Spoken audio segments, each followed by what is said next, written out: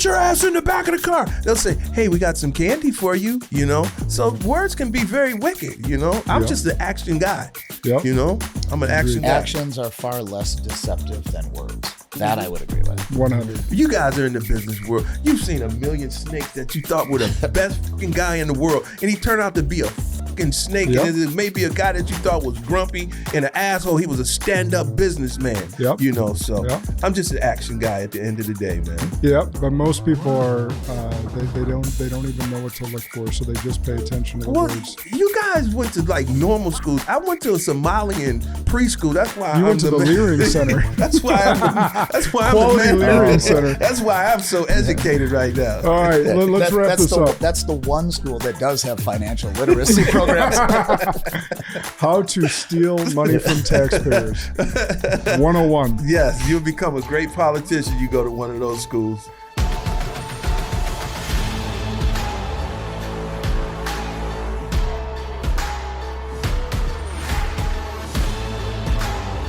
This is Sparta!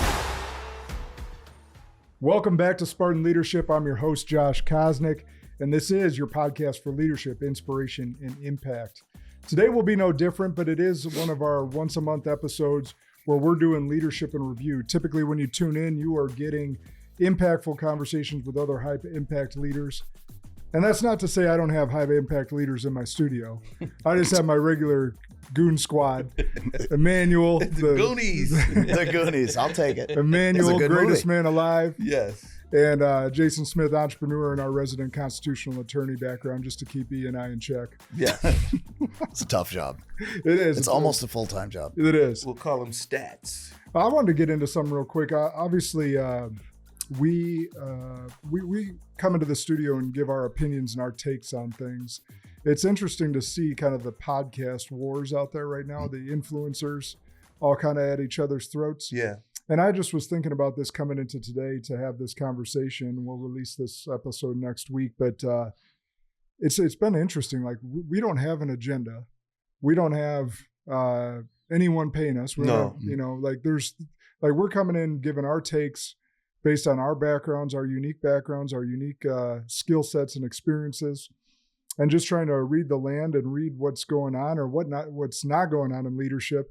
But it's been interesting to see the influencer fallout, especially on the conservative movement side of things right now. Just all at each other's throats. Yeah. What do you got on that? I feel like some of the conservatives are waking up to some of the lies that, you know, a lot of people like me, I fed into the Trump train. I'm America first, MAGA, and this is just my opinion. I see Trump doing the total opposite. We wanted to stop wars. You're doing drone strikes. You're doing strikes on boats over in Venezuela. You're doing... if he's not doing the opposite, he's certainly not keeping his campaign promises at this juncture. Well, I mean... what new war did he start?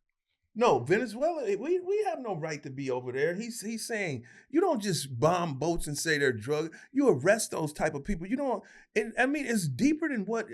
A lot of people don't really want to face the facts of it all. It's deeper than just Trump. Trump is being controlled by Mossad, Israel. Israel, I'm not an Israel basher. My best friend lives in Israel. Shalom to Oren. But I'm just a realist. I don't care what color you are. If Africa had the influence or China had the influence that... China does have a lot of influence over us. When was the last time the Prime Minister of China has been over in America? When has he been in our news? You can say that, but every day Netanyahu is controlling Trump, sitting on his side.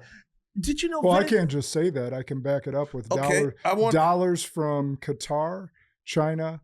Israel's like, what did Mick say, 10th on the list? That's you could say all that. I'm not disagreeing that Netanyahu's over here all the time. It's not only that though, Josh. What's that?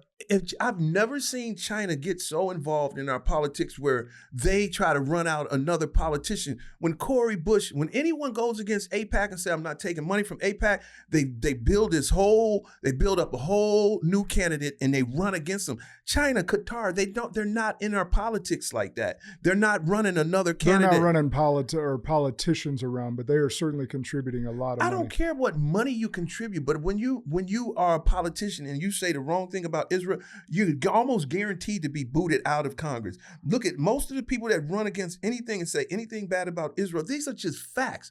Every Democrat, they run someone against them. Qatar and China don't have the power that Israel has over it. Qatar and China is not buying TikTok. Qatar and China is not buying CBS. Qatar and China is they're not making new anti-laws at Harvard and Yale where they fire a professor or a dean for standing up against a war. They don't have the type of power. I'm not being a basher. It's just reality. They run the schools. They run the media. Why would you buy TikTok? Why would you go buy CBS to try to control the narrative? Why do you think Tucker Carlson and all of these people, they're getting rid of them? People thought that lawsuit was because of Tucker Carlson. No, he started exposing our politicians. He started going against the Democrats and the Republicans the same way that I'm going against Trump right now. Trump is not showing improvement in half of his base.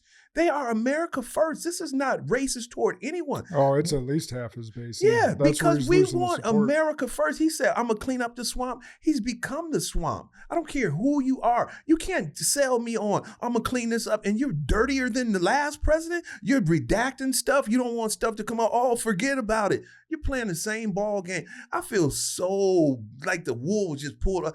And, I was a Trump lover. You know what I'm saying? I thought Trump was the man, but he's the same old politician. He's almost worse.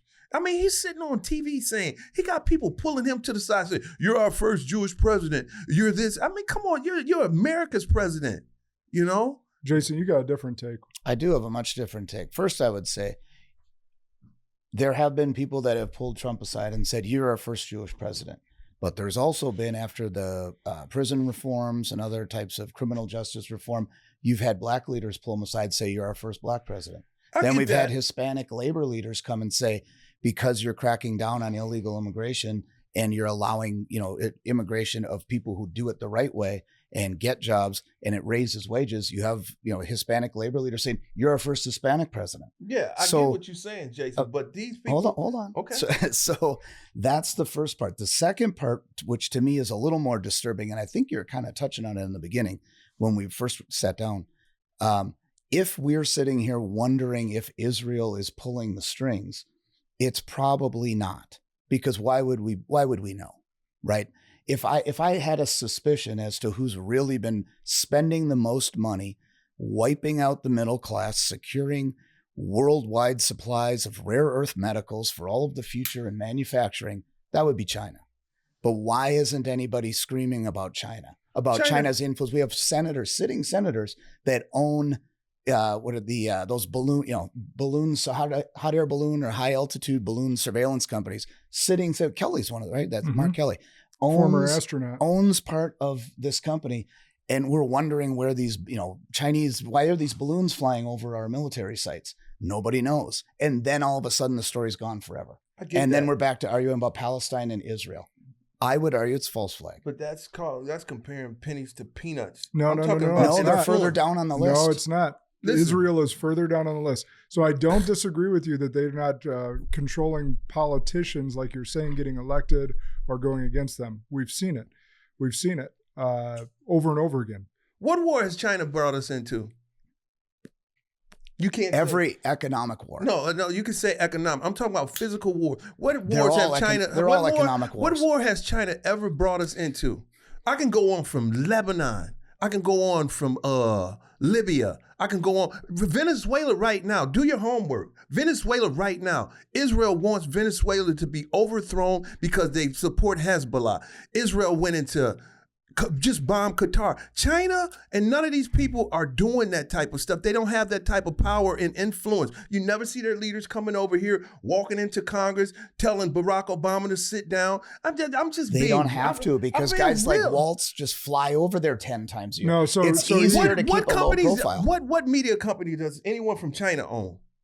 TikTok? Anything? Well, they used to own TikTok. Who?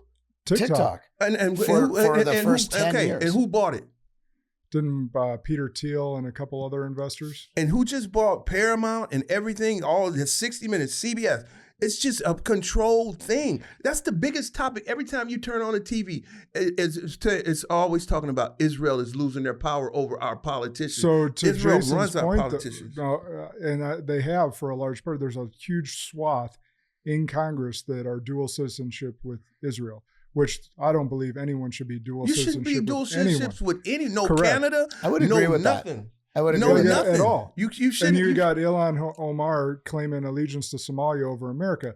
That's the problem with dual citizenship. She shouldn't or have other that either. allegiances. She shouldn't have that power either. So it should be no one. But that being said, I'm in the middle of you guys. I want to bring up what Jason said though. Like, China isn't loud about anything. They're not loud about anything. Israel is very loud. No, So- Israel was flying under the radar until people started waking up. Israel has been putting us against each other for years because that benefits Israel. We give Israel the most money. We don't give billions of dollars to China. Hear me out Hold on, on but to loud. his point, why have they been losing their influence? Because people found out about it.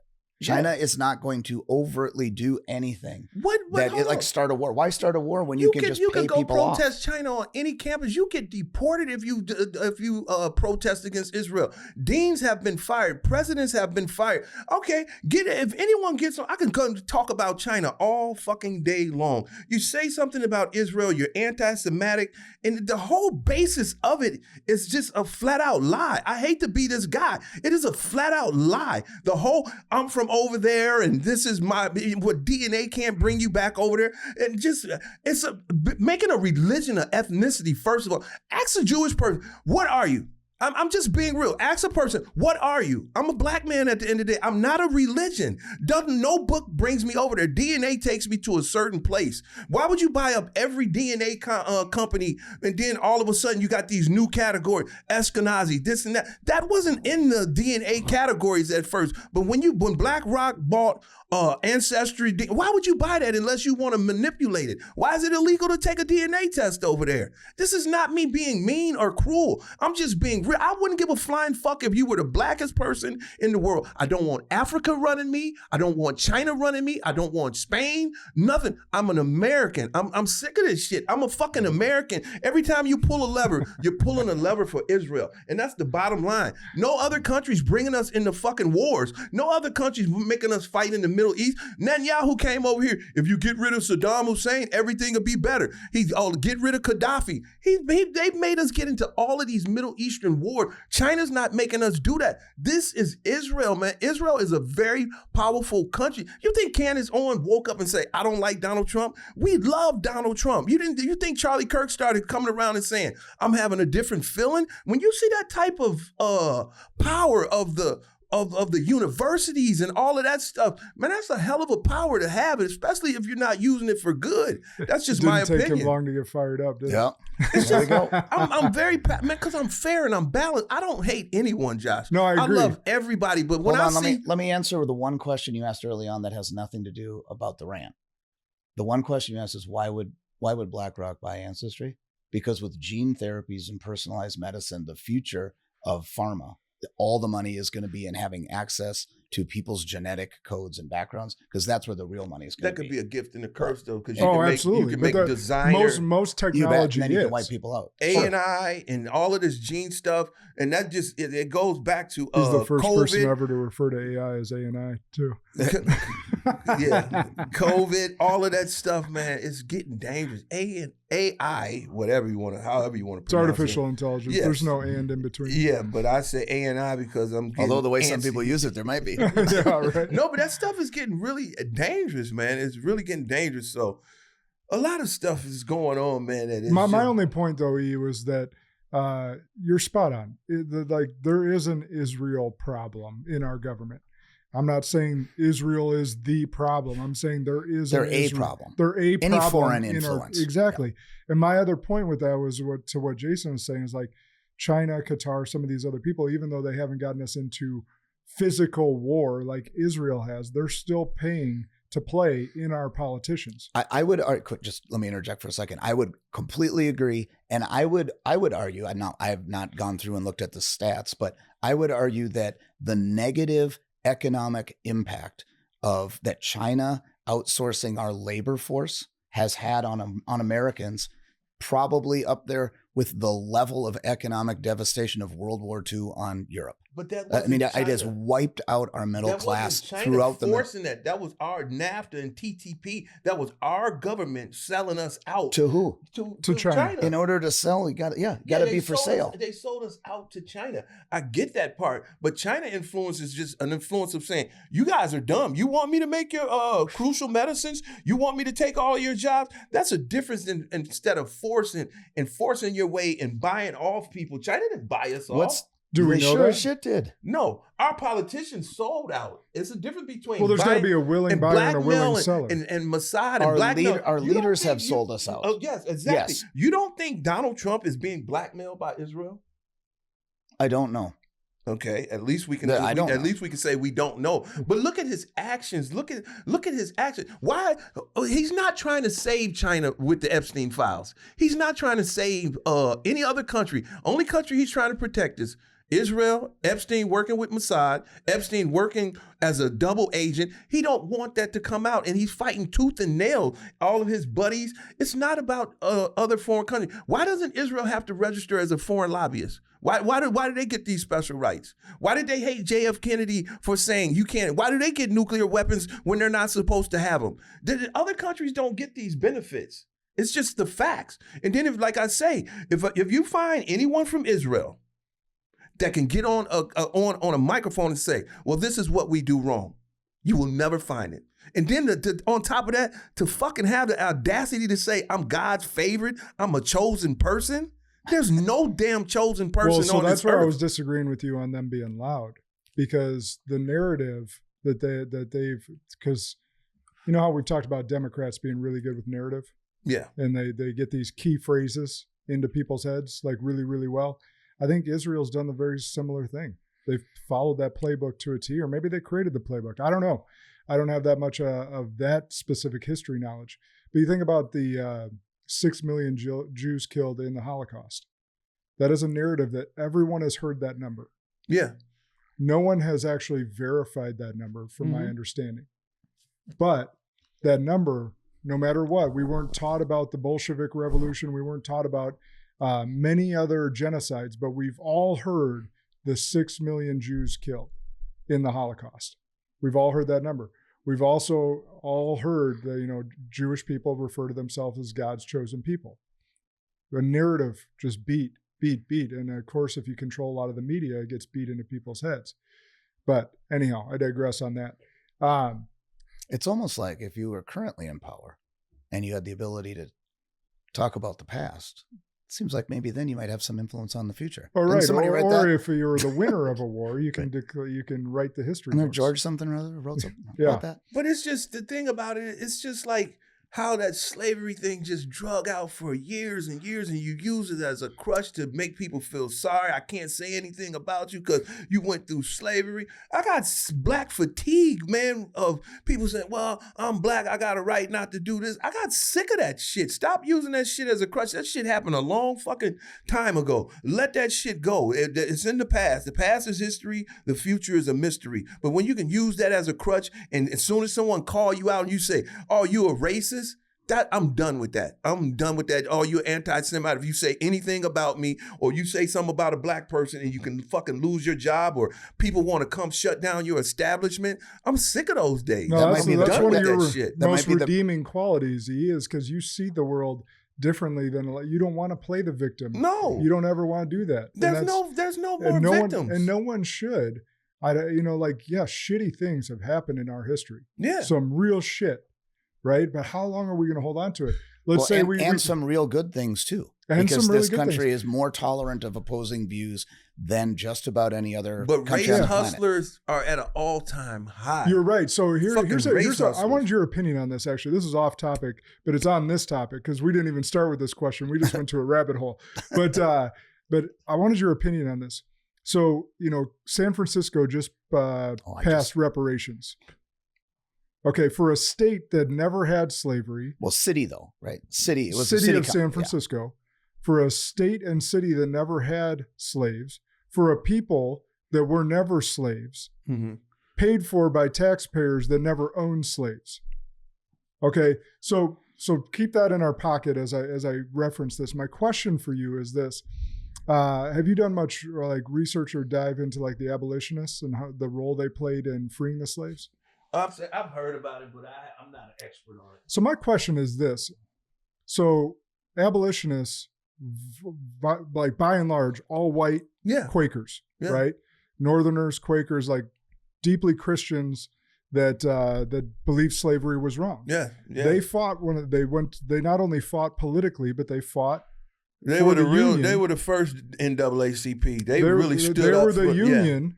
They were part of the Union soldiers. They were part of the political front that really like stepped up. They were heroes. They were heroes. So let's say Jason and I, as white men, were descendants of abolitionists. Right, and you get punished for. And we get punished today for your ancestors' good for our deeds. ancestors doing the good thing. Yeah. And while people that were never slaves and we never owned slaves are getting reparations and paid for by that's the thought that goes through my mind is like we're going down this reparations path for what? And then why aren't the abolitionists or descendants of abolitionists given credit and maybe taken out of that mix? Yeah. Well, that's the perfect articulation of there's no sound reason why a reparations of any kind in any scenario of people that no longer are alive. There's no sound reason for it ever to occur. You can create new economic opportunities for people that have been historically disadvantaged. Yeah. But simply stealing money from one group and handing it to another when neither member ever participated in the original crime or problem, it just is.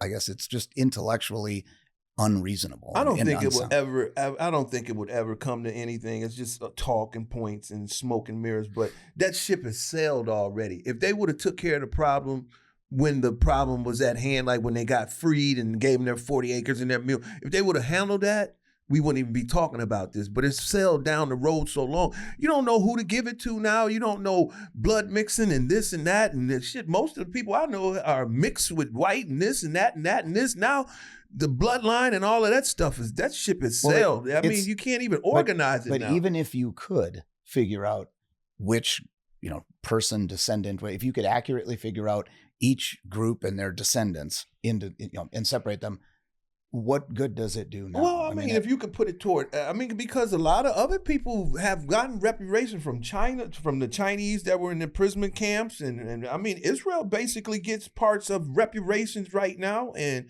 if you could put that into an educational thing, because I wouldn't be wanting to give out some big money to little young motherfuckers going out buying Range Rovers and gold chains. If you could put it into something that can progress the community or education, I could see that happening. But as far as just handing out big checks and stuff like that, I don't know how you can square that out. Well, then the question is, does it work? I mean, you could look on Native American reservations that receive a lot of money from casinos with that very, good intentioned, same idea. It increased and it does not work. And drug use. Because at the end of the day, any system that arbitrarily takes from earners and gives to non-earners, it's not a good system. No, in fact, on that reservation, like we're close by Ho Chunk, and at 18 years old, they're handed, I think, $250,000. Yep.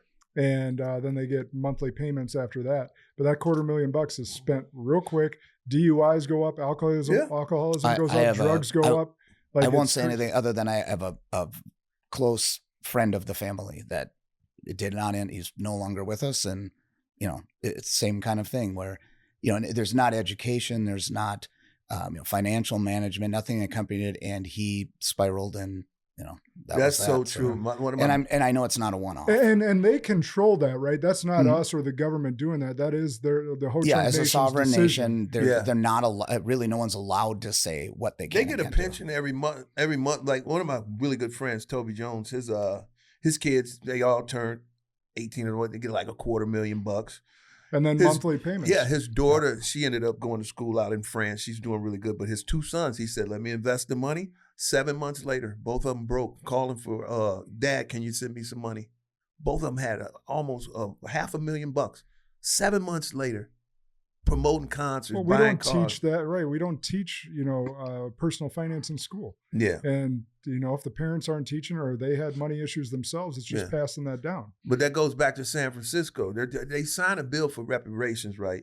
I'm the type, give me a book instead of a bank account. Let me understand how to finance and control my finances. I'd rather be able to read than to be able to do anything in life. They won't come out with anything saying, okay, we'll pass a bill for these black schools to have financial literacy, or health education. Nah, we want to dangle some money out and let them continue Well, there it is, buying votes, right, or fueling the consumerism that fuels our markets. Yeah. Where they know the money. They know if they hand that money out, it's going into Jordans, cars. Yeah. Gambling. The majority of it. And instead, they won't give the money out if there was a stipulation to it where they say you can't spend it on this. You have to put it in an escrow. You got to put it in this that can grow some long time generational wealth. They will never give those secrets up. That's one of the biggest secrets ever. A group of people, if you can teach them how to fish instead of fish for them, that's a dangerous group of people, but they'd rather fish for you, hand this out to you, hand that out to you instead of you learning. That's why slave owners didn't want you to read. We can give you your freedom, but we can't give you your books. If you owned a fishery or a fish company, are you really going to spend a lot of money teaching people how to fish? Yeah. That's what the Dems, that's what a lot of the Democrats are doing in certain areas, right?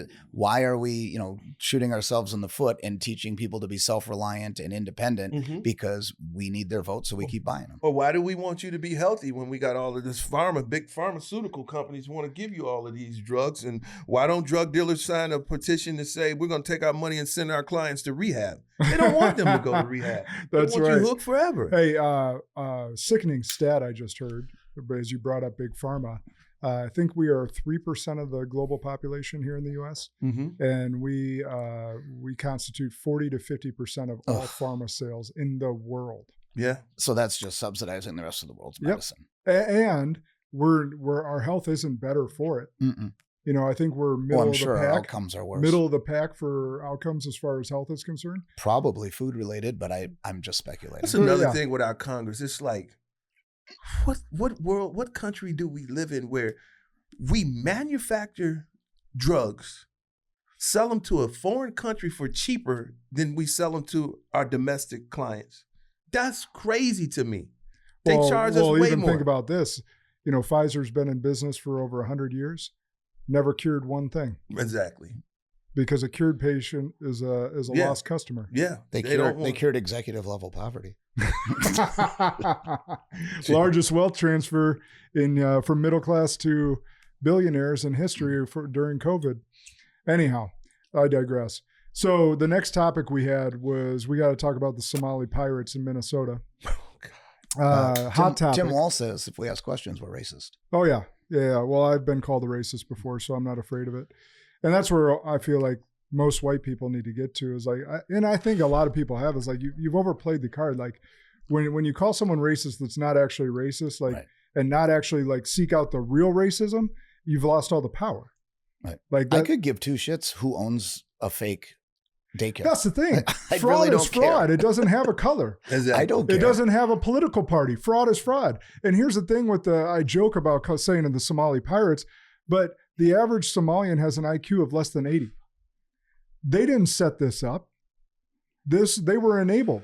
They were enabled. So this is all levels. So there's levels of probably white people, black people, Chinese, but like whatever Chinese Americans, I'm saying all people in America that said or are part of this scam need to be prosecuted and jailed. Yeah. But what's interesting, I think it was just this morning, I was reading through, I was trying to get a little background on the Somali situation. There was a county, I don't know if you know this, right? There was I can send you the video, but there was a former Hennepin County employee who he was in the investigation department for fraud in HHS in Minnesota. 12 years ago, he did a story on this. He said there's large numbers. He went to a building, and I guess they had, I don't know, like 27 different, I think they were like home healthcare transportation, but many of them were Somali owned even back then. And he said, there were places, he went through the buildings. There were no people in there. There were no office hours. The doors were just locked. The windows were blacked out.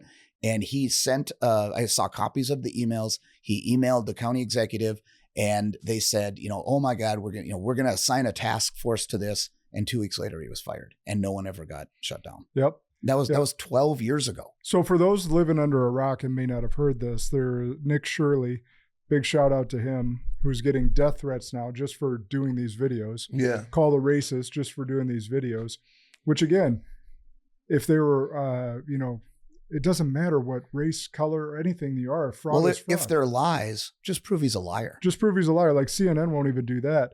I saved a couple screenshots because I want to give credit where credit's due.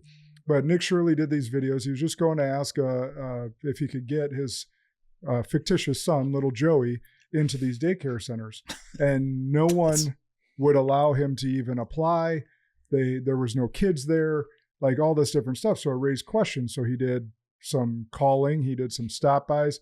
He had another guy with him with all the documentation that says this place has gotten this much in money. You're supposed to have X amount of kids here. And none of that came to fruition. So CNN and mainstream media covering up their tracks because they didn't ever do their proper job, because they never do. They're just push the narrative. Yeah, pushing a narrative. They're puppets. So anyhow, Nick Shirley, big shout out to you and the work that you've done, and Godspeed. Hope you stay safe with all the threats. Did you have a chance to see CNN's follow-up where they interviewed Nick Shirley? Yeah.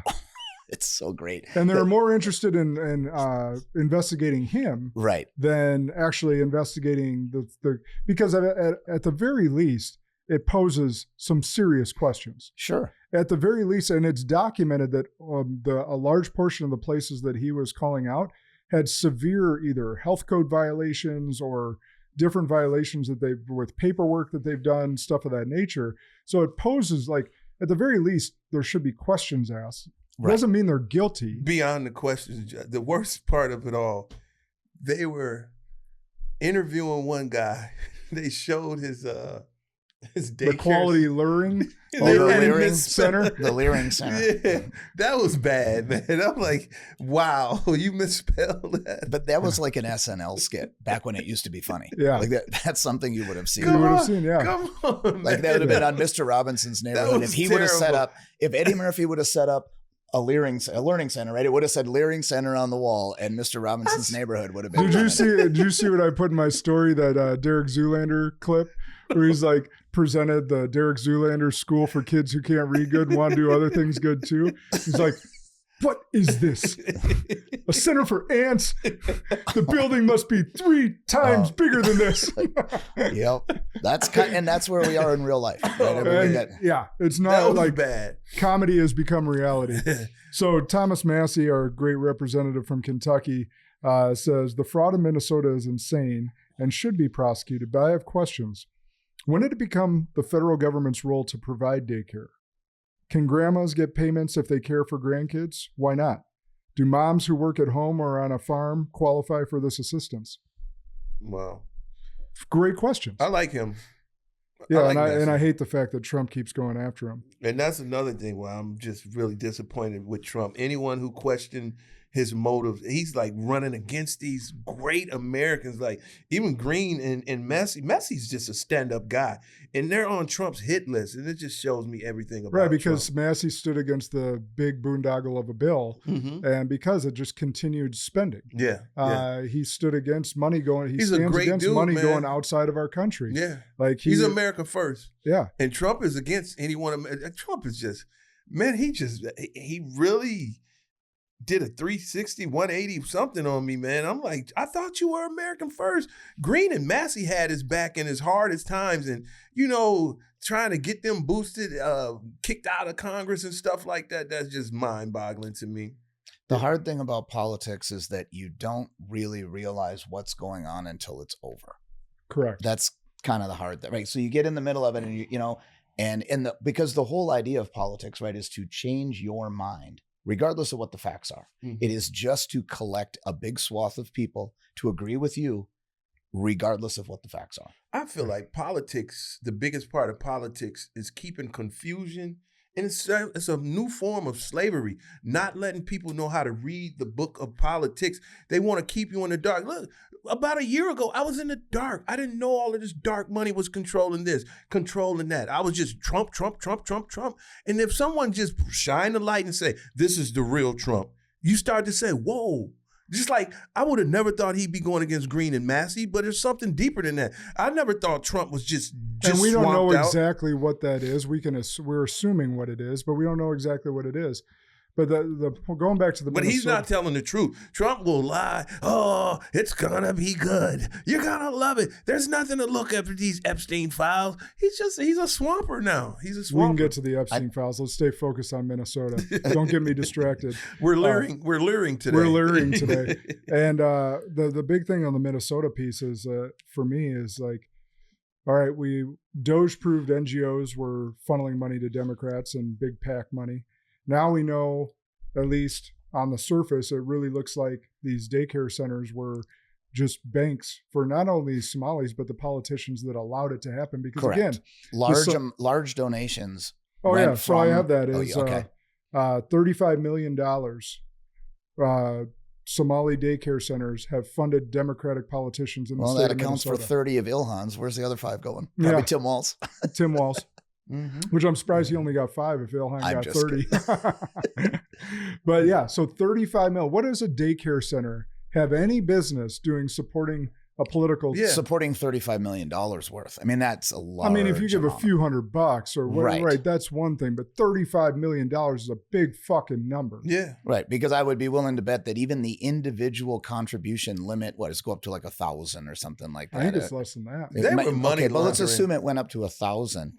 I think it's $500. Is every single? I don't even think there would be that many employees if you combined all of those Leering centers together. No, so here.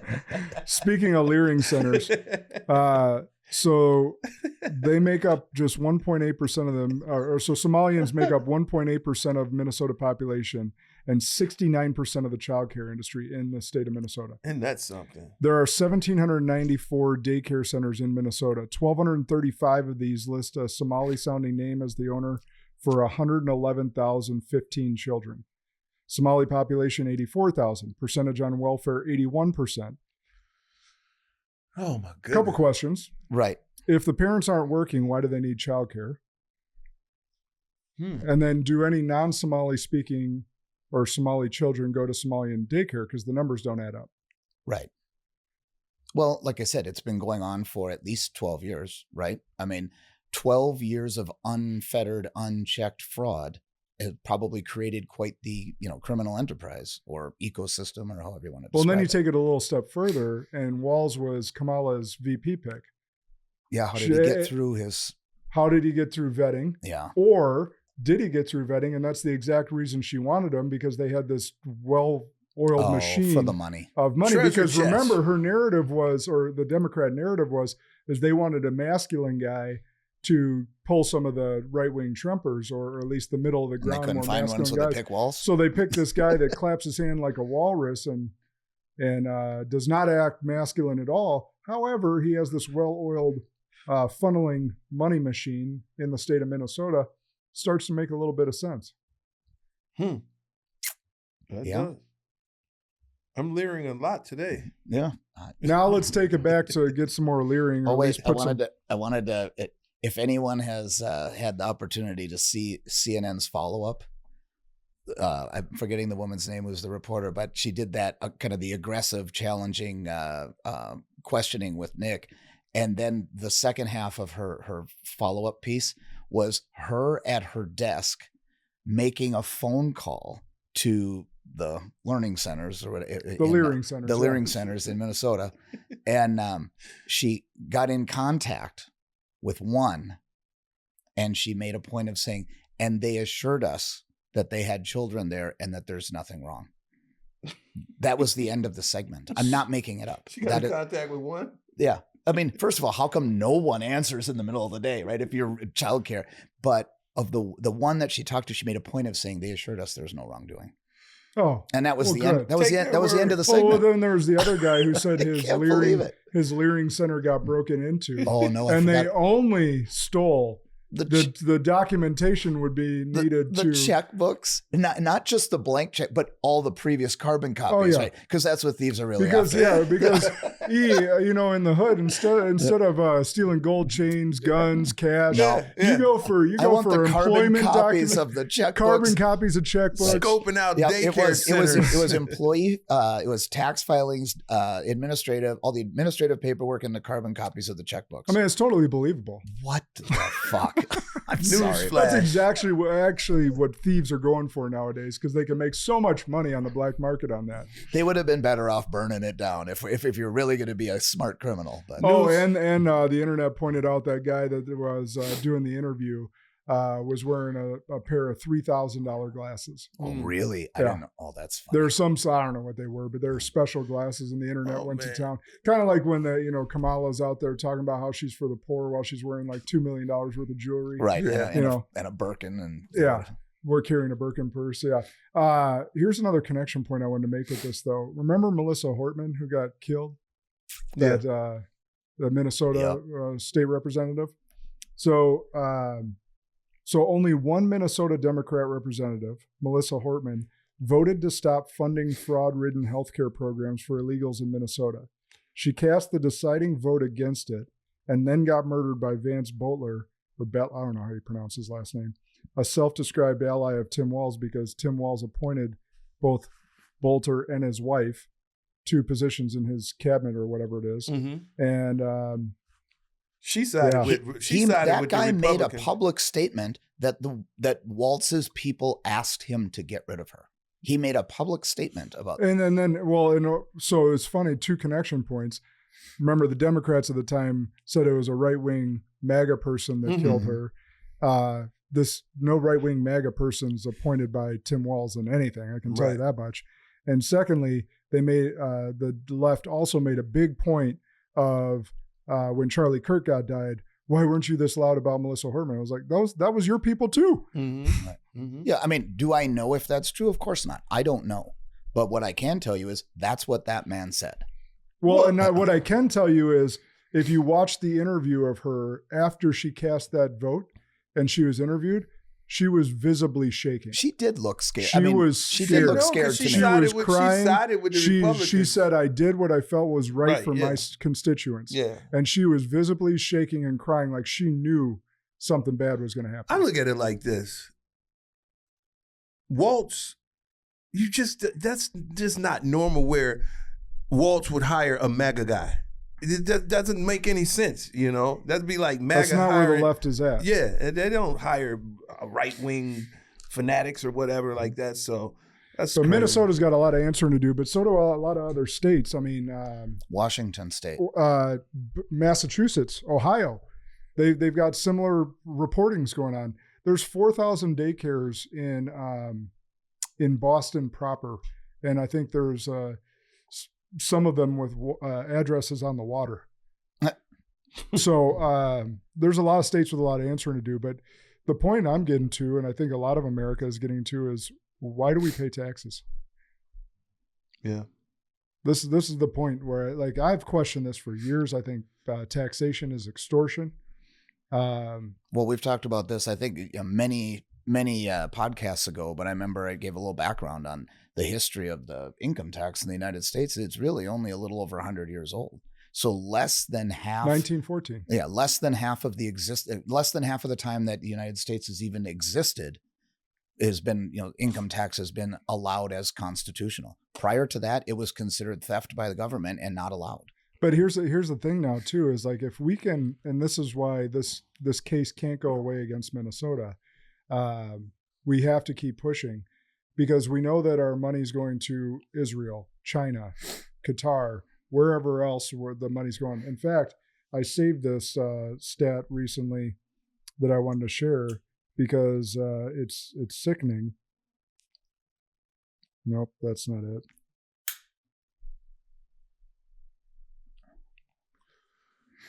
Where is it at here?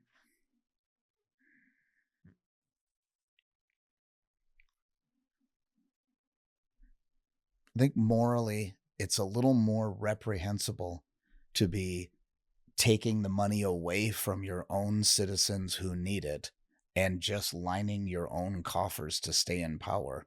When, like you mentioned earlier, you've got homeless veterans, or you just have poor families, right? That are, or somebody who, wants a grant to go to a trade school to learn a trade and take care of your family.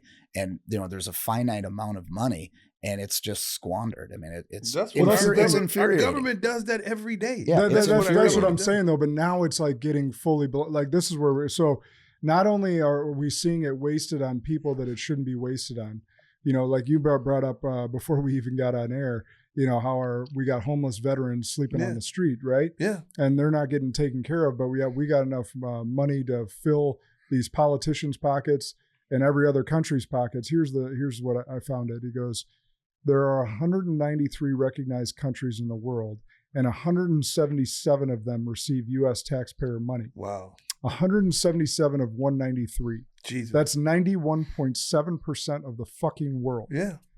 It's and we get nothing. It's in not return. Congress's money. It's our money. And we get nothing. It's our kids' money. Taxpayers' money. Well, that's because the NGOs take a cut, and the NGOs are set up and run by friends and relatives of the guys who are men and women sitting in Congress. End of discussion. Right? It's a scam. So I'm convinced that all $38 trillion in debt, is either fraud or money doled out, or interest on that debt and money doled out to foreign countries, none of which actually went to benefit us Americans. None. Well, and interest on the debt is really just a handout to the three big banks allowed to directly sell T-bills, right? Yeah.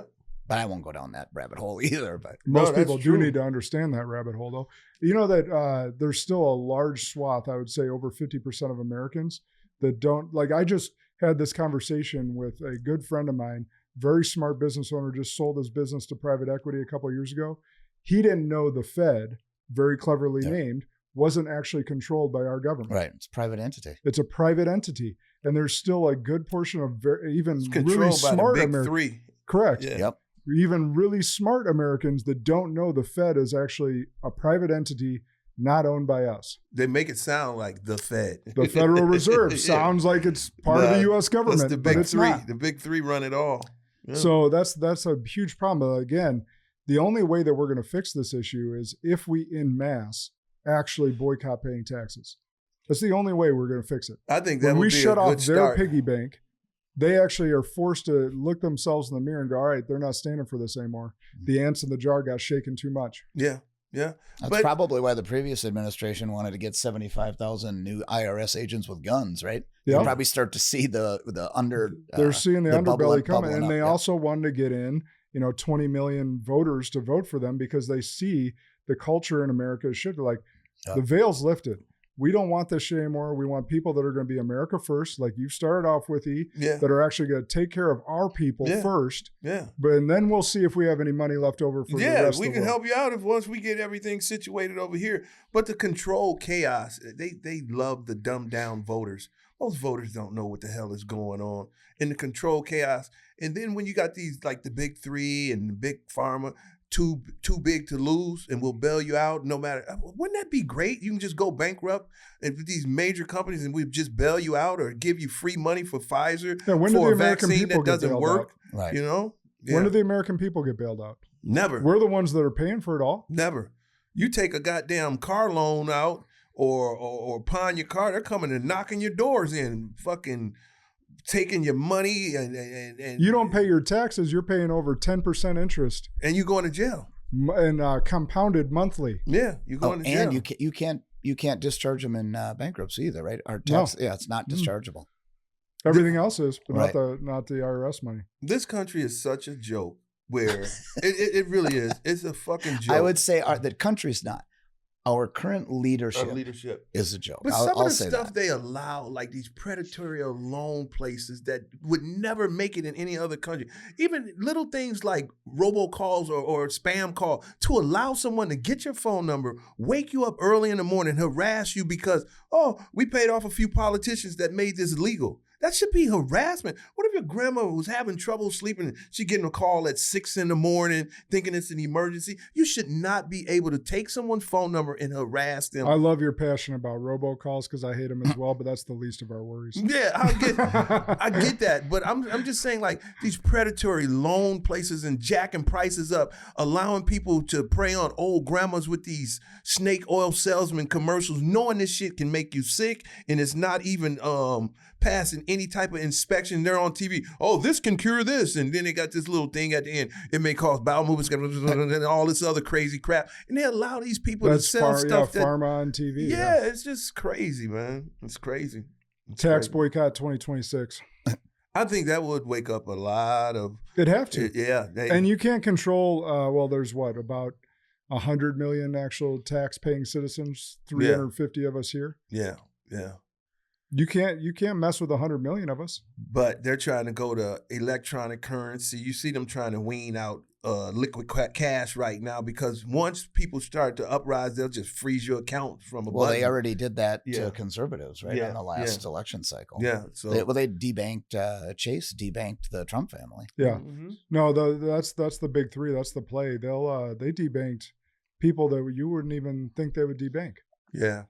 And that's where and by the way, that's how they got companies to comply with the big DEI push and transgender thing. Shakedown. It was a shakedown. They said, you do this or we're taking away your loans. Wasn't that Elizabeth Warren was part of that financial? Mm-hmm. She was the head of that. Well, they abolished that agency though, but it was a little creepy for a while there. But they did it to individuals like one of the top motivational speakers in the world. He's got no legs, no arms.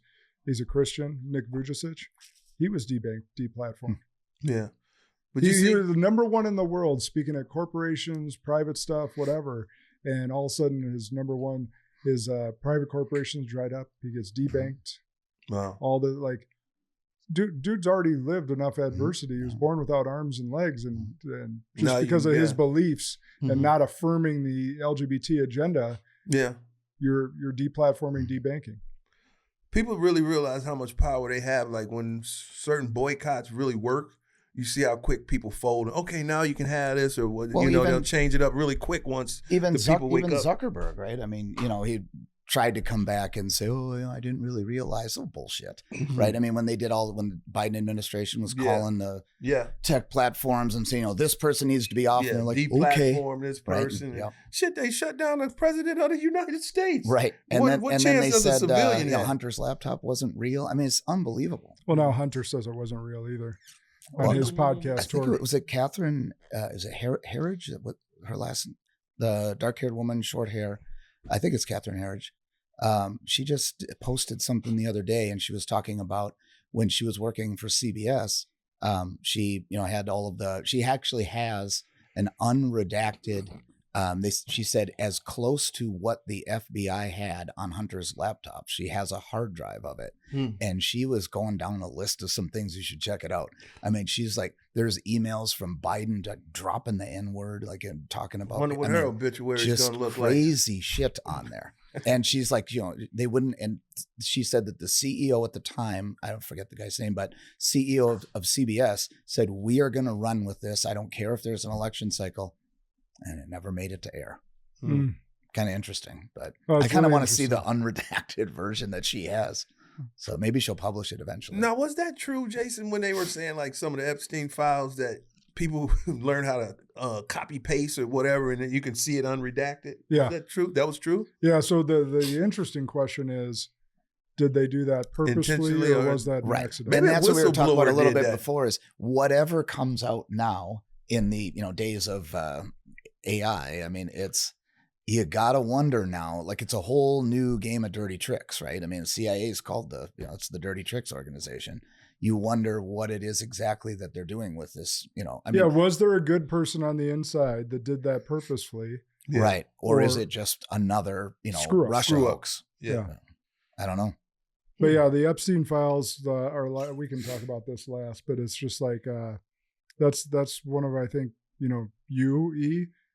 me and a lot of other former Trump supporters are saying like that was one of your promises, and now you keep calling it a hoax. You're pissing on. Well, there's two things that could be true, right? Either he got access to information and realized that most of it is bullshit, like stuff that, that they tried to do to him, or he's really guilty and there's shit in there and he's trying to hide it. I mean, it's one of those. Oh, I think there's a third option. What do you think?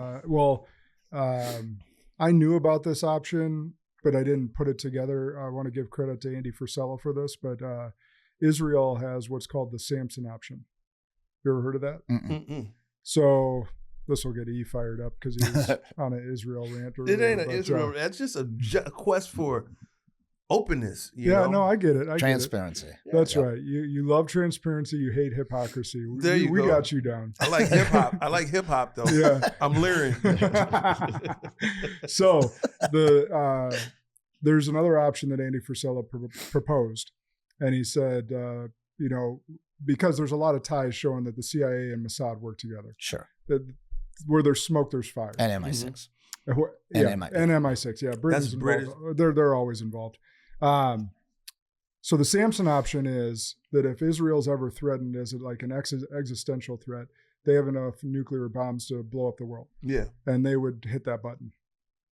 So he was saying perhaps Trump's seen enough that it implicates Israel so much that if he were to just let it out there and it to be known that Israel was the problem, they could hit that button. If they started getting attacked from all sides, they hit that button, the whole world's done. Yeah. I mean, you've had leaders over there say, we can nuke America if we want to. They flat out said they can nuke everyone. Yeah. They're centrally located. They have enough nuclear missiles or arsenal because of us that they could wipe out the world. Then the question is if that's the case, is Trump being influenced by Israel, and he's doing it out of his own self-interest or greed, or is he doing it altruistically? Right? We don't know. We don't know. That's the issue. But for him to continue to call it a hoax really slaps everyone in the face that are calling. It's funny to me the Democrats keep talking about it now and calling Trump a pedophile. That's like one of their things. And if you're a Trump supporter, that you're also a pedophile because you support a pedophile. Motherfuckers, we've been talking about Epstein since like 2012. Yeah. Right. And you haven't said a peep about it when Obama was in office, when Biden was in office. You haven't said shit.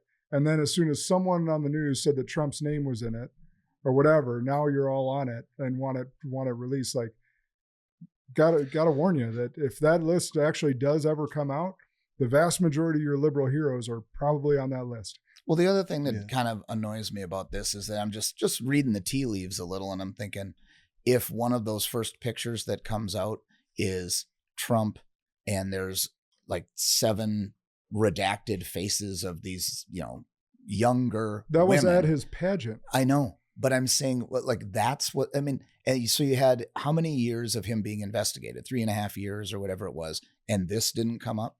And then you have another, so they're manufacturing fake shit.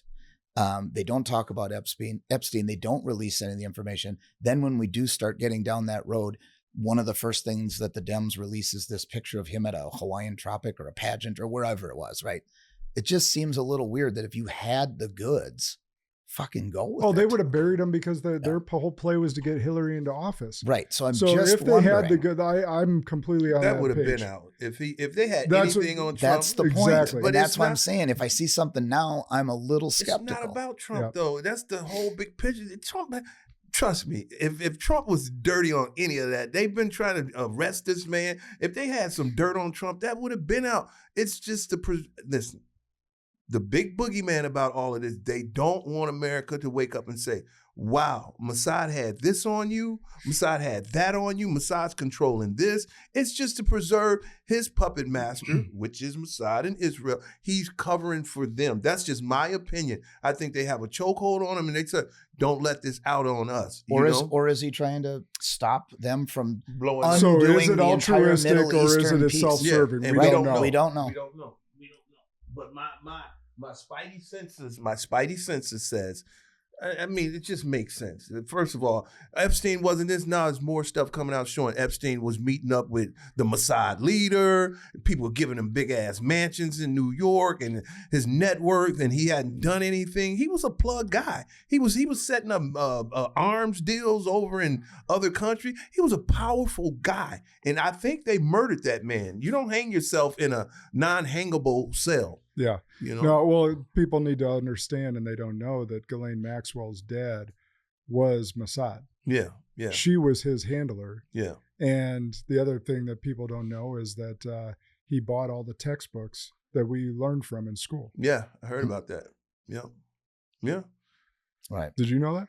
I didn't know that. Yeah. I knew that her dad dad was a Mossad, but I didn't know about the textbooks. Oh yeah. Oh yeah. Like all the educational All books, he that we ran learned all of from that. in school. Well, and they were probably all right. Those were all approved by the Federal Department of Education, right? Yep. I mean, so it's easy to And centralize Ghislaine Maxwell's it. dad bought all those books. Bought the company, Interesting. and he was Mossad. That's a fact. And Well, the other fact is that George H.W. and Mossad were both around and involved in Dallas. some way in Dallas. Yeah, Yeah. when JFK was shot. HW was there. Right. I don't know if Mossad was for a fact, but Even it though came out though he later, said that HW he was. wasn't, he didn't start working with the CIA until 3 years Yeah. after that. Not Just true. think There's about photographs that, of him. man. Yes. Just think of the threat Kennedy was to the state of Israel. He wanted them to register. And no nuclear- nukes. Yep. That was a no-no. And then he's dead, and they get both of those. Yeah. I mean, That- again, that not was even a reading no-no. tea leaves at that point. It's pretty Our obvious. government, I just look at it as like the mafia, and I think the average voter think the best of people. Oh, these are good. They're not good people. Yeah. Do you think the mafia wants Elliot Ness down their doorstep? No, they want to knock Elliot Ness off. Only if they appointed Elliot Ness. But it's the same principles. Like, look at Trump. He's part of a mafia. He's part of a gang. And the people that are basically the snitches, like I'm from the streets, and if you're a drug dealer, you don't like snitches because they're exposing you, and that's a government asset. Oh, that snitch is going to bring us down. And Trump is looking at Massey and Green. They're snitches. They're exposing us. They're telling the truth, which is a hero to me. But in Trump's world, you fucking snitches. That's how he's looking at them. And it's the same principle. But Trump was saying the same thing about the government, and continues to say that about them being crooked and paid off. But that's the beauty of But so I agree, Jason. He does and has, but until we see high profile arrests, I it's agree all with fucking that. lip service. But I agree with that's that. the typical. You ever see these drug lords that are politicians? They're out saying the good stuff. We're gonna stop these. We stop these local deals, and they're the kingpin. You Right. know, look at Al Sharpton. He's running around Black Power, and he's making kilo deals with the mafia. They got him on videotape. That's the beauty. That's the disguise of the crooked dope dealer. They act like they're a man of the community, but at the same time, they're wicked. You got police chiefs. Look how the Ku Klux Klan used to work. You had the sheriff talking about we're going to crack down, and he was part of the Klan. Yeah. And that's exactly what Trump is doing. He's talking the talk. I'm going to clean up the swamp, but he's the leader of the swamp. Current leader of the swamp. And again, if we don't see high profile arrests, he will go down not as he has the opportunity to be one of the best presidents ever if he actually follows through on the That words ship that he is said. sailed. We're not He even lost that. Oh, bullshit. We're not. No, we're no, not we're- even. What are we? Not even He's a got year 3 in yet? years. He's got 3 years. We're So- not even a full year in. But here's my He fear. hasn't cleaned up not one corner of the swamp. I agree. I think we're going to have a much different conversation a year or 2 years from now. I agree. I'll he be the hasn't. first to say you're All right. I want it's and recorded. I hope you're right. But here's my fear right now, especially this going back to this Minnesota thing for a while. Like Nick Shirley's video has been viewed like 177 million times. Damn, that's a lot. A lot. That's a lot. The people are riled up. I'm not the only one calling for tax boycott. I am not the only one, although I have been saying it for years because taxation is extortion. But here's the fear though, if they keep doing these little kind of piecemeals, like they arrest like a couple smallie daycare owners and not arrest like the people that actually perpetrated that allowed this shit, that's not going to be enough. And Right. you're going to face more backlash. there has to be high profile arrests. And that's why I agree Tim with Walz, you. Yeah. Ilhan Omar, if they were a part of it. Dr. Fauci, the Russia hoax, Fauci. all of these people that destroyed America. If what you're saying about Obama and Russiagate is true, that's treason, and he should go to prison. You got to prove it. Yeah. But again, high profile arrests. Stop giving talking bites to the media. Stop tweeting. Stop holding congressional hearings, and fucking put your money where your mouth is. Yeah. And if there's not, and I'm saying like this year, he's going to lose everyone. Yeah, I agree. But I think he knows that. James Comey, all of these charges are dropped. The other thing is that timing is as important as choice of action. And if you do it too soon, you don't build up enough of a groundswell, right? If you do it right away, you run the risk of, it's just another retribution. It's just payback, blah, blah, blah. So I think you spend as much time as you can appointing the soldiers. I mean, Trump still has 100 and some appointments that they haven't even confirmed. They haven't even confirmed yet. I think you got to put as many generals in place first, smoke out the traitors, because he's still finding them every day in DOJ and other places. I think you have to build the proper army first.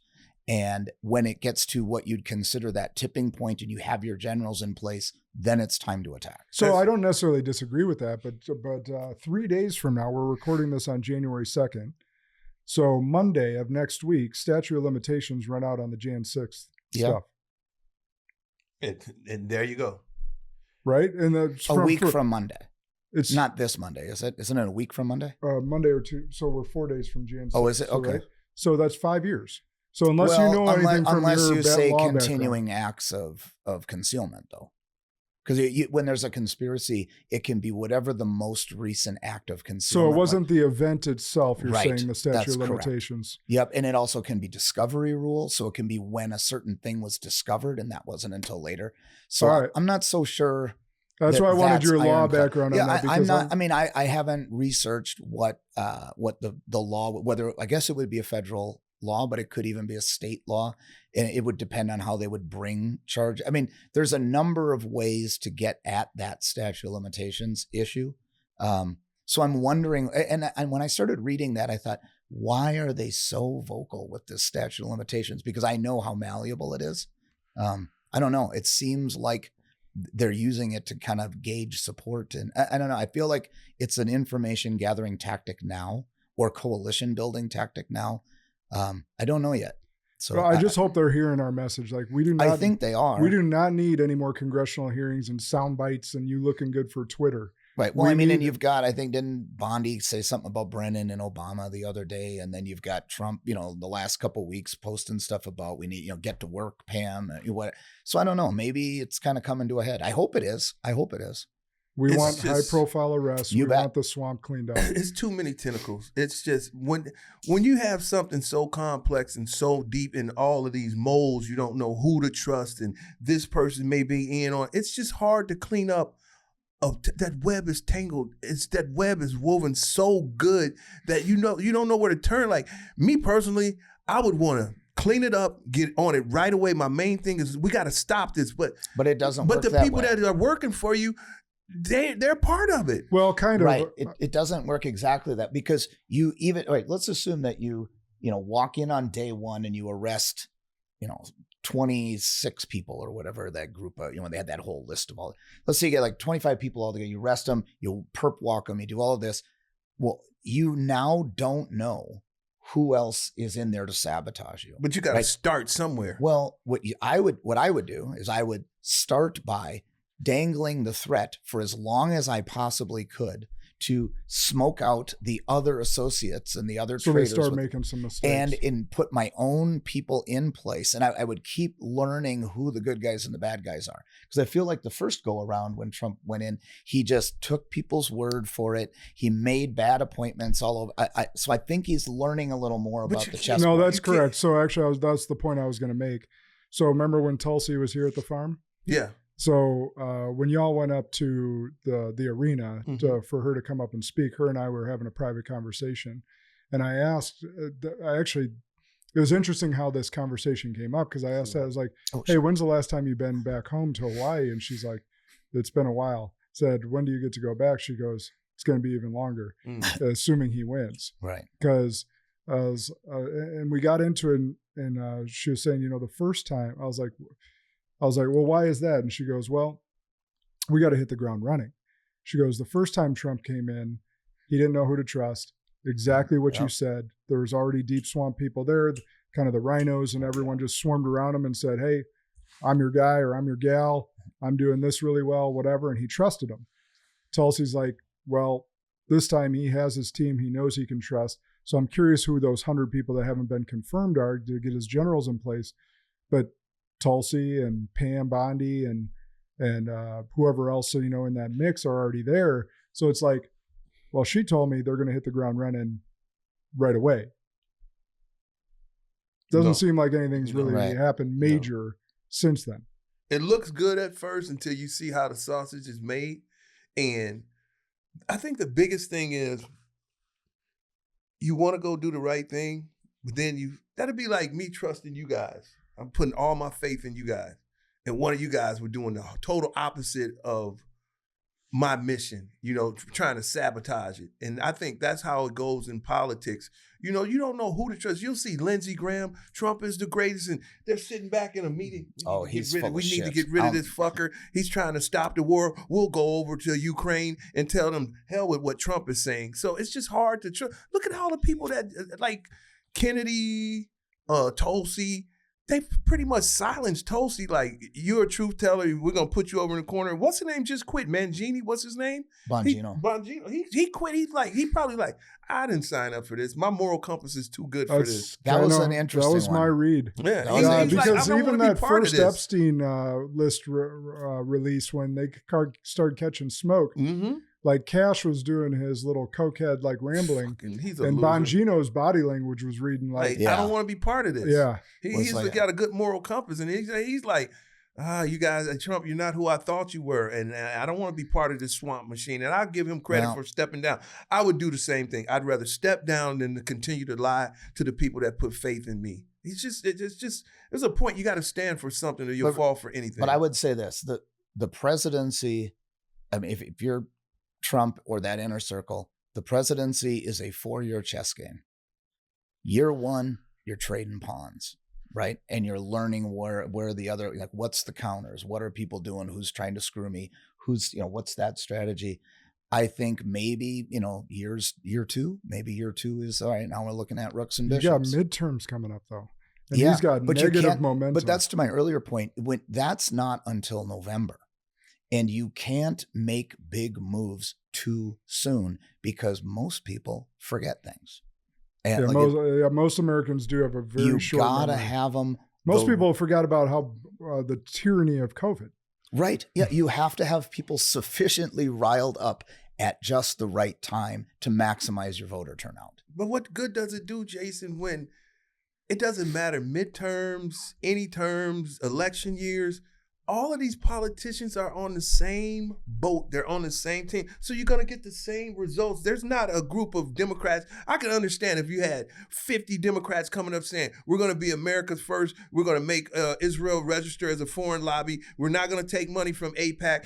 That would be scary. Just like the guy down in New York, that was a major change. He beat the machine. But the rest of these guys lining up, they're all Mandami? part of it. Mandami, you're saying? Yeah. I'm just saying. You think he beat the machine? Did you see those videos of people with big bags full of ballots walking them down in the middle of the street, dropping them off? I don't know anything about that. I don't know anything about that. That was a ballot stuffing At win. the end of the day, you're going to get. I will say that out loud. All that of these I'm politicians are going to be Israel first, America last, and I don't care if you come from independent, Democrat, or Republican. You're going to get the same result. Look at any vote. You will never see a split vote when it comes to Israel. It's going to be 100% whatever Israel wants, they're going to get. And until the day we see the Congress split, it's going to be the same result. It's going to be the same. Look at the war. There's no Democrats standing up saying, we don't want to go bomb Venezuela. Oh, we're with you, Trump. Oh, another war? We're all with you. All of them are going to sign up for the war. But when it comes to healthcare, split down the middle. Infrastructure, split down. They all they keep us. I don't have anything bad to say about crazy Democrats. I don't have anything bad to say about dumb Republicans. You're going to get the same fucking result at the end of the day. I'm just not paying taxes. So do you know why we have two houses in Congress?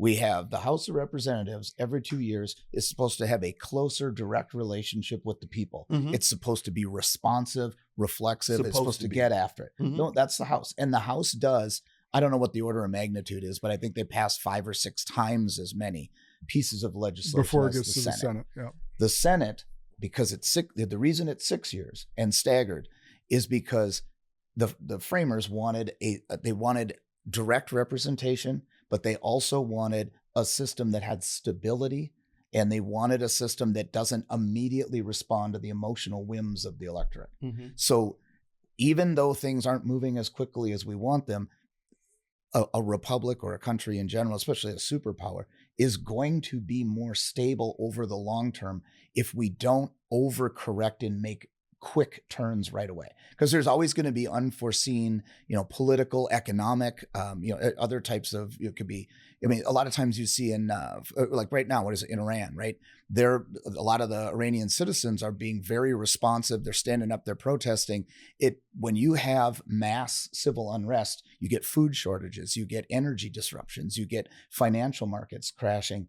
When you move a little slower, even though everybody's pissed off that it takes too long, when you move slower, it creates more stability. Yeah. I mean, it's like a safety or a safeguard. Yeah, it's a safeguard. I wanted to end on this so we don't make this too long, because we could go on this conversation for hours. You brought up Mamdani, and in his speech last night, he got sworn in on the Quran for the first time ever. But it's America. You're free to pick whatever book you want to get sworn in on. That's it true. is. Just so I think some people should really read the Quran to see what it stands for. Yeah. But I agree with you. Yeah. It's America, and you should have that right. But you should also understand the teachings of that as well. Sure. And I think a lot of people have not, because I don't think the LGBT community would be sticking up for Palestine or I don't think so. Muslim Or most female voters. or most female if they actually knew what the Quran stood for. But he said this one quote that became buzzworthy, and he talked about moving away from rugged individualism into collectivism. Yeah. And although that may sound good, it actually is completely and utterly against our Constitution. And never works, historically speaking. Yeah, and if you read a history book, doesn't work. Right. But if you think about one that didn't come from Ghislaine's dad. Yeah. The First Amendment right speaks to the individual. The right to bear arms speaks to the individual. And I could go on and on. Mm-hmm. But it's about rugged individualism. So I can't take credit for this. I don't actually know who wrote it, but I wanted to read it because it hits my point a little bit harder. The guy that owned that daycare in Minnesota. The Leering Center. You think he wrote that. this? Okay, well, we'll give him credit. I don't think he would have stood for this, but we'll give him credit. Rugged individualism isn't loud. It doesn't announce itself or demand applause. It shows up early, stays late, and keeps going long after the crowd has moved on. It's the willingness to carry our own weight, to build, fix, endure, and decide, not because it's easy, but because it's right. Rugged individualism is rooted in accountability. No one is coming to save you, so you learn how to stand. You learn how to fail without blame, how to rise without entitlement, how to succeed without forgetting where you started. It honors competence over comfort. It comes with the calloused hands and hard conversations. The discipline to finish what was started, and the humility to learn when you don't know. It is deeply respectful of others because those who know what it takes to carry themselves don't ask others to carry them. They contribute, collaborate, build, and protect. Rugged individualism is the quiet pride of self-trust, the confidence that comes from surviving storms and discovering you are still standing. It is not about rejecting community, but entering it whole, not broken by dependency or resentment. It's strength with a spine, independence with integrity, and self-reliance gained with responsibility and failure. In a world that often confuses comfort for progress, rugged individualism remains my favorite rebellion, a reminder that dignity is forged, not given, and that the human spirit is at its best when it learns how to stand on its own 2 feet and still choose to serve. Collectivism doesn't belong in the American heart. That sounds like I don't know this, but it sounds like a Victor Davis Hanson piece. Is it older or is it newer? Or do you not know? I don't know. Yeah. That sounds like something he would write though, in response to that. Well, that sounds good. And eloquent words do nothing for me. I like sincere actions. And I don't care what book you learn from. You see Christians and preachers and stuff that follow the Bible that are horrible, corrupt people.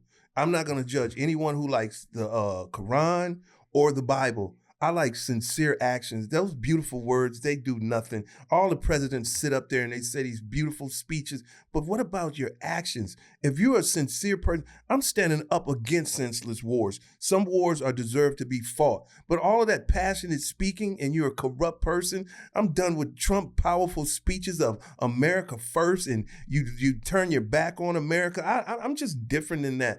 And I'm just a man of action. I'm a man of action. I don't know what Mandani's going to do in New York. I'm going to give him 4 years. If he fails, just the way I gave Trump his time, if you do good, you do good. And some of the people that I thought were horrible people turn out to be the real heroes. You know, talk is cheap. That goes from Martin Luther King on down. People love those I have a dream speeches. They didn't know nothing by the context of his character. He had a horrible character. He was a womanizer. He led his people into a burning building. That sounded good, but what Malcolm X was saying, it didn't sound good. But his actions were pure and sincere.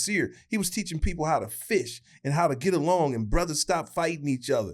Jackie Robinsons of the world, the Martin Luther Kings of the world, which black people love, they set us back hundreds of years. You know, we should be way further. Just imagine boycotting a bus company and having the power to start your own bus company just to sit on someone else's bus because they blackmailed you and paid you a couple of dollars when North Carolina was saying, hey, we got our own city buses. We can get our own Greyhounds. You can start your own. No, I want to sit on the front of the Massa bus.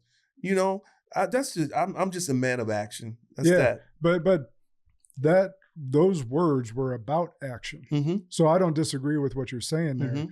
But I wanted to hit the point home because the collectivism thing sounds great. Yeah. Right. And that's the thing that people listen to is they listen to the words that sound good. So you're right. People need to be about action. Personal rebellions or personal excellence is the ultimate rebellion. Yeah. That's, Andy Frisella's famous quote. And I believe it. And that's what it is. We have to own ourselves. That's a good point that you make. And that's why I say I'm not going to prejudge this guy's actions. I got to give him 4 years. He may turn out and turn New York around. We can't say because New York's been a shithole for the last 20, 30 years with all of the Cuomos and whoever the last guy was. But let's give him a chance. If he fails, he fails. But until we give him a chance to put his actions into the universe, we don't know what's going to happen. Well, I would say this though. I agree with what both of you are saying. I agree that essentially your actions speak louder than words. I agree that having a way to articulate how that works is important as well, because I guess at the end of the day, that means nothing. I can say Obama was the best articulator ever. I can say good things and have bad actions. Worthless. I can do good deeds and speak. But if I can't convey my principles or the ideas or the value of those good deeds, I'm probably not. I'm going to do good for me and for the people around me, but I miss the opportunity to change somebody's mind. Mm-hmm. And if I can't change your mind with the right kind of words, I probably have no ability to change your future actions. That point right there. That's why I wanted to read this. No. Because Mamdani... It's both, I guess is what I'm saying. But Mamdani doesn't write his own speeches, just like any of those politicians don't write. Even Trump doesn't write his own speeches. Talk is cheap. We talked about that, I don't know if it was last episode or 2 episodes ago. It's like, I'm sick and tired of hearing politicians give speeches that were written for them. Yeah. Because they're the whoever's operating behind the scenes to give him those words is trying to convey a message of collectivism and get us away from individualism. But speech is a form of brainwashing. When I say actions speak way louder than words, look at all the black people who said, I can't stand Donald Trump. And how many people around you are brainwashed? Millions of them. A lot of people are brainwashed. So, but when you put something into action, I know so many black people where I come from hated Donald Trump. Fuck Donald Trump. All the prisoners, fuck Donald Trump until his actions with the First Step Act got him home. Whoa. I don't care who brought this to me. I got home because of Donald Trump. Fuck the world. I fuck with Donald Trump. You hear the brothers in the streets now. I would have been locked up an extra 5 years if it wasn't for Donald Trump. That's action speaking louder than words. Sometimes harsh criticism. Yeah, but what brainwashed those people in the first place? Words. Words, yeah. So I'm saying you need both. Yeah, but I'm saying, but the words without actions is nothing. That's just an empty fucking echo chamber. But when you put something into action, you can show me better than you can tell me. And that's just the bottom line within anything in the world. You can talk about whatever you wanted to talk about. I had people talking about, oh, these gas prices are too high. You may hate Donald Trump, but when the gas prices go down, oh, that's a different story. So you're absolutely right, but Jason's point is still valid. The words have to follow, otherwise it doesn't change people's minds. It doesn't get the buzz. Like if we didn't disagree and didn't talk about rugged individualism, and just allowed the media and all the politicians and Twitter and everything else to fill the void of the narrative. To fill the void of the narrative and just talk about collectivism, and we don't use our opposing voice, then everyone believes collectivism is the way. But if you do, listen, but when you do something, that is a proven thing. You could talk as much as you want to talk, and words can have different effects on you, but it's the actions that you do. I can say I hate you. But people can misconstrue, right? Elon Musk could stand up and go like this, and if he doesn't say why he did that, They a think whole he made bunch a of people Nazi say he's a sword. Nazi. Mandami did the same thing. He did the exact and no one same said motion. anything about it. But I'm saying both is what we need. But that's mental warfare, because doing this. What do you think we're in? I know, but doing this isn't hurting anyone. It may hurt your feelings, but I'm talking about your physical. When you can't get a paycheck because of these politicians lying to you, and you can't feed your kids, that hurts you. You know, words. Somebody can call me the N-word all day. The next man may react to it totally different because it's hurting their feelings, but it doesn't hurt my You're feelings. more emotionally intelligent than most people. Yeah, actions speak. I mean, like I say, Again, actions do speak louder than a words. lot of the people. But we need them both. A lot of the people, when I was going through not knowing politics, and you just listen to, like when Scott Walker and stuff like that, people say stuff because until it affects them. Like my brother worked at the hospital, and I'm like, what's going on? He explained to me, he's like, everything Scott Walker's doing is not bad. But you know, it's almost like how people will say, oh, they're racist because they're not doing their job, or they're out of greed, they want more money. And my brother was like, some of these people are getting extra hours and not showing up to work. If I was Scott Walker, I would take some of that away. And me being a Democrat, I'd say, oh, Scott Walker's an asshole, because I'm just going on emotions. Emotions is a form of control. Emotions is the worst thing that you can run on. And after I've learned, we haven't. Yeah, and after I learned, when I got into it with one of my good buddies, out of emotions, because some other dude lied to me, and I've got this dude up on the wall, and he fucking brainwashed me because this guy was screwing his wife, so he picked the big black dude to go do the damage. And then I look at him like, Charlie, did he say that about me? No, he's fucking my wife. Me running on emotions. From that day on, I said, I will never run on emotions. You got to show me. And that's just the way I am. I don't care what this person's saying over here. I don't care. Just like Jasmine Crockett. Oh, all the black people love her. She's not doing anything for her. And then they hate Green, who's really an American hero. But that's just how the game goes. You know, she went to a private school in St. Louis? Yeah. Like $40,000 a year. Did you see old speeches of her? Completely proper different, and prim. Yeah, very everything's Because grammatically when you correct, go to different a intonation. majority white fake. private school in St. she's Louis, a fake asshole. And that's why I character. keep getting back. It's the delivery. Obama was an eloquent speaker. He made everybody love him, but his actions didn't follow his words. So I don't care how harsh you are. And sometimes the harsh speaker is the best thing that ever happened to you. Like I say, I gave up on school. Had my father talk to me so eloquently and beautiful and say, son, it's the white man's fault. You got a right to drop out of school. My father said, you ain't gonna be shit. You're gonna be a fucking bum. I lit a fucking fire on me. I said, I'm gonna show you. And before he passed, I said, Pops, that was the best thing you ever did. You didn't come to me with kid glove. I'm so glad you didn't pat me on the back and say everything was the white man's fault. Go get it yourself. By him being harsh on me, just think about a kid. If you words can really manipulate your soul. As a parent, if you say, get the fucking trash, go get the fucking trash and get off that video game, a kid's gonna be like, damn, Mom. But if you come and say, just the delivery alone can change someone's mentality and say, hey, You know, the trash is So piling what you're up. saying is words can change worlds. Words can change. No, I'm not saying words can't change world.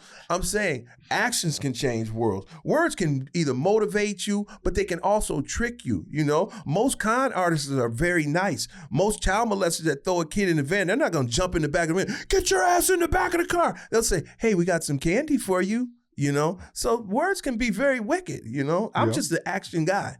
Yep. You know, I'm an action guy. Actions are far less deceptive than words. That I would agree with. 100. You guys are in the business world. You've seen a million snakes that you thought were the best fucking guy in the world, and he turned out to be a fucking snake. Yep. And it may be a guy that you thought was grumpy and an asshole. He was a stand-up businessman. Yep. You know, so Yep. I'm just an action guy at the end of the day, man. Yep, but most people are they don't even know what to look for, so they just pay attention to the Well, words. you guys went to like normal schools. I went to a Somalian preschool. That's why You I'm went to the Leering Center. That's why I'm the Quality man. Leering Center. That's why I'm so educated right now. All right, let's wrap that's this the, up. That's the one school that does have financial literacy programs. How to steal money from taxpayers. 101. Yes, you'll become a great politician. You go to one of those schools. All right, everybody. Hey, this was a fun conversation with Jason and E. Share this far and wide. We covered a wide gamut of stuff. Obviously, our opinions, but we got some good stuff to say. Yeah, it was good. And share it far and wide. Remember, the good and great are the enemies of possible. Lead like a Spartan today.